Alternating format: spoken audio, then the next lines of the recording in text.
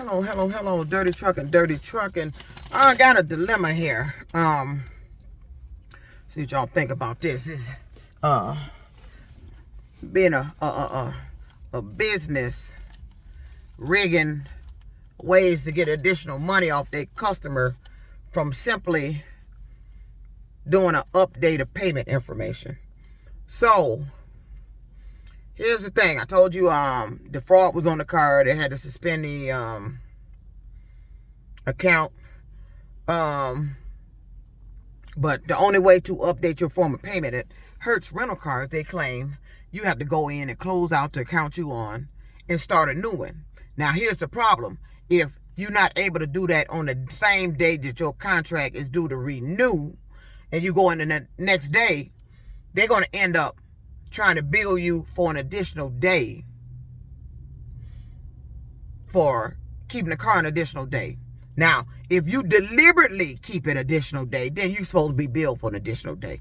But if there was fraud, like what happened to me on my account, and I'm forced to update my form of payment, or something happened to your card, you had to come in and update your form of payment, they are getting additional money from doing that. That's what happened, and how they got that $140 out of me that they shouldn't have got. All I did was come in on a Tuesday to update my form of payment. That's when I had received my new got my new debit card.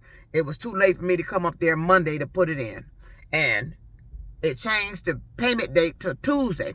So they tried to bill me $64 for updating my form of payment. So that's what's going on here.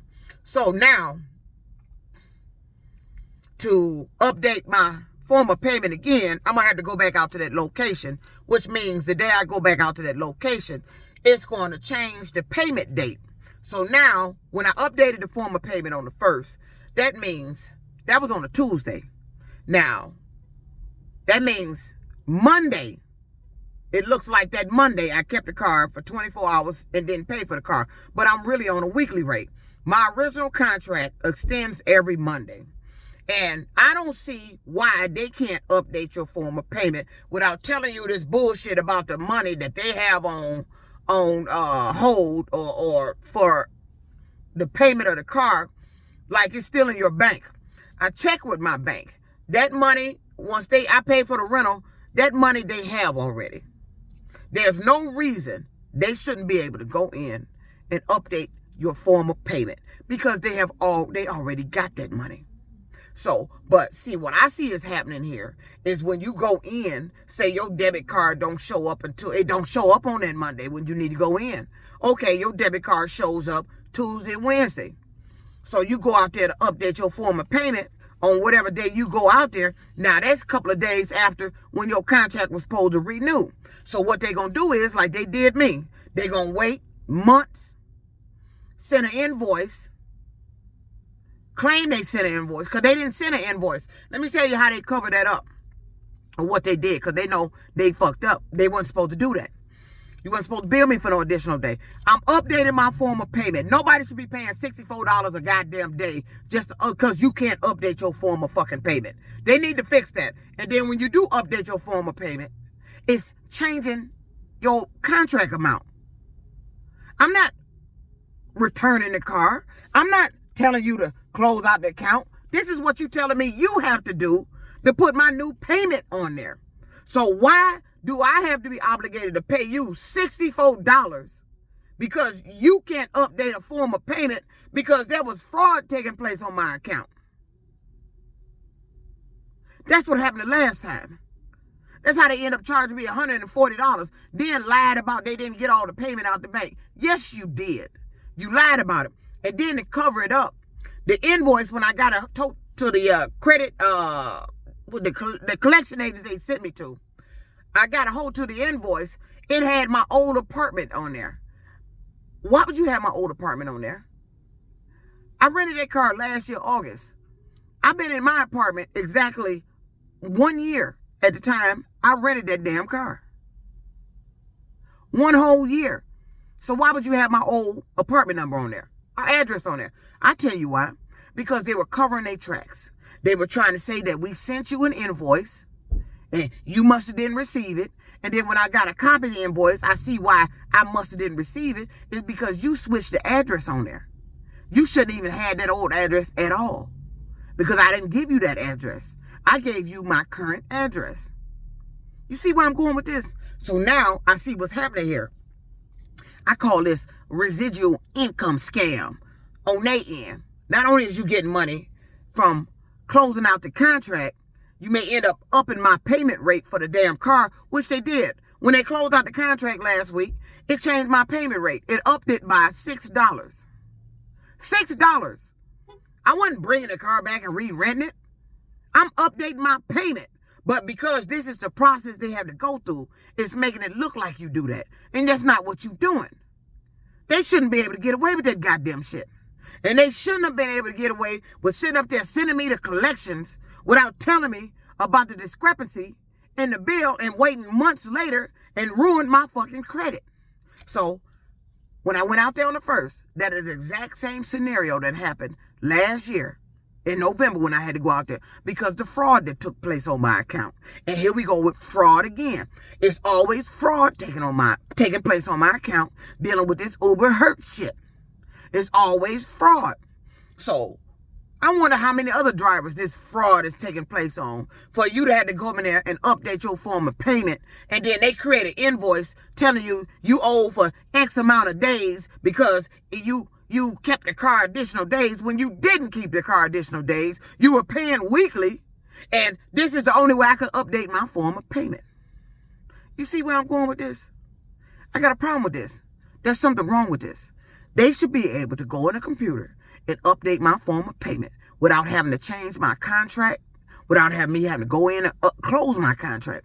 You should be able to go in and update it yourself online. But I can't never get into my account online. Every time they give me information to get in my account, I can't never get into my Hertz account online. Telling me no account is created. It's got to be an account created. I'm in a car. I'm updating my form of payment. And it's going to be a billing error. It's already one day from last week when I updated that form of payment. And then when I bring the new card in this week, when I go in to update the card, the new form of payment, it's going to be, because this contract started Tuesday. So we had Tuesday, Wednesday. We can start from Tuesday. Those are days that I done had the car. And they're going to make it look like I kept the car and didn't turn in the car. When I'm not turning in the car, I'm just updating my form of payment. And people seem to keep missing that. That part blows in one ear and out the fucking other ear. You're updating a form of payment and they're closing out your account like you just re-renting and you're not re-renting. They should be able to go on their computer and put my new card information in and not affect any monies they already got from the weeks I've already had the goddamn car. But this is what they tell you. This is what they tell you, and this is what the excuse they give me, the reason why they can't update the form of payment. We got every time I call, they go in this little speech. We got $2,000 some dollars on hold, and your payment due is blah blah blah. You ain't got it in my bank. You already got the money. Where you got it at? You need to go. Well, you need to cash that bitch in. Where you got it at?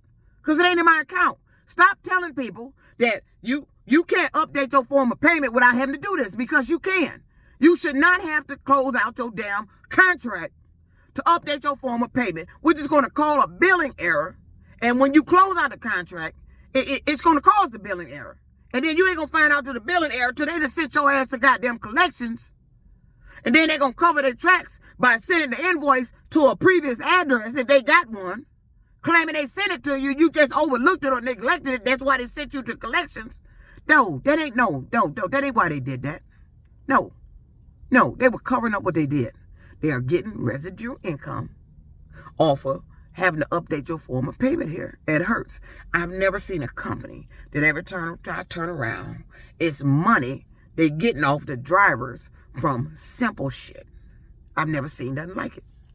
So what you think about that? Should you have to close out your contract just to update your debit card? No, you shouldn't have to do none of that, because what it's doing, it may change your payment rate.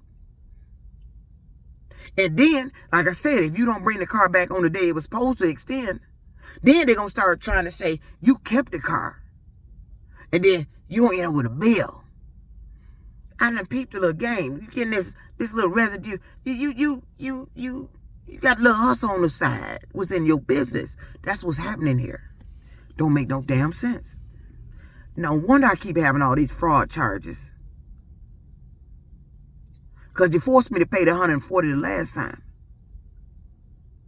That shit ain't about to happen again. Because now I know what you're doing and I know why you're doing it. And then I know why they playing with my 5-star rating. Because they'd have come up with this damn thing with your 5-star rating. That I'm a top tier driver here. And you got to have a certain rating to rent a car. So now I know why my rating keeps fluctuating. Because the individual that has caused this problem, no, I'm going to need to have to go in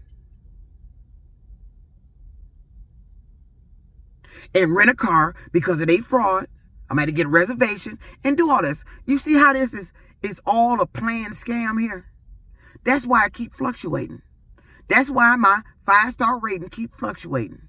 1 minute is this, next minute is that.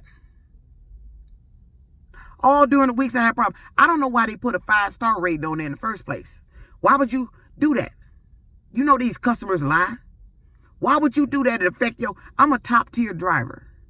And for you to do something that would hem me up, it's unacceptable. That's what's going on here. And I'm tired of trying to do business and make money someplace that's really making more money off of me and scamming me and playing games with me. It don't make no goddamn sense. I'm one of the top drivers here.